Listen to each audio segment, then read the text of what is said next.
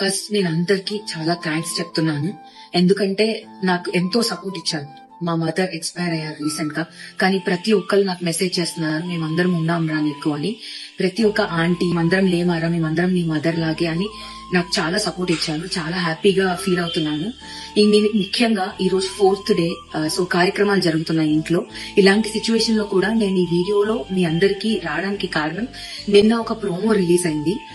So ఆ promo గురించి అందరూ నాకు మెసేజ్ చేస్తున్నారు, మీరెందుకు అలా అన్నారు, మీ నుంచి మేము అది ఎక్స్పెక్ట్ చేయలేదు అని చెప్తున్నారు. యాక్చువల్ గా అభిజిత్ గారు నన్ను లైక్ ఇలాంటి సిచ్యువేషన్ లో మీరు మీ మదర్ తో ఉండడం నా స్ట్రాంగ్ ఫీలింగ్ అన్నారు. సో నేనేం చెప్పాను అనంటే, మా మదర్ తో మా ఫాదర్ ఉన్నారు, నాకన్నా తను బాగా చూసుకుంటున్నారు. అండ్ ఇన్ని మంత్స్ నేను తనతోనే ఉన్నాను. హానెస్ట్లీ స్పీకింగ్ తనకి బిగ్ బాస్ అంటే చాలా ఇష్టం, ఎప్పుడు చూస్తూ ఉండేది. సో నన్ను అక్కడ తను చూడడం తన విష్.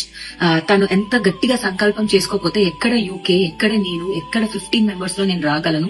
తన విష్, తన సంకల్పం అంత గట్టిగా ఉంది కాబట్టి నేను ఇక్కడి వరకు వచ్చాను. సో అలాంటి టైంలో అభిజిత్ గారు నన్ను అడిగినప్పుడు నేను చెప్పాను, అది మీ స్ట్రాంగ్ ఫీలింగ్, బట్ నా స్ట్రాంగ్ ఫీలింగ్ అండ్ మా మదర్ స్ట్రాంగ్ ఫీలింగ్ నేను బిగ్ బాస్ లో రావడం. మా మదర్ గురించి కానీ నా గురించి కానీ ఎవరు తప్పుగా అనుకోకూడదు. ముఖ్యంగా ఇలాంటి టైంలో తన సోల్ రెస్ట్ ఇన్ పీస్ అవ్వాలి అని అంటే మీరెవ్వరూ తన గురించి తప్పుగా అనుకోకూడదు. కాబట్టి నేను ఈ వీడియో చెప్పాలనుకున్నాను.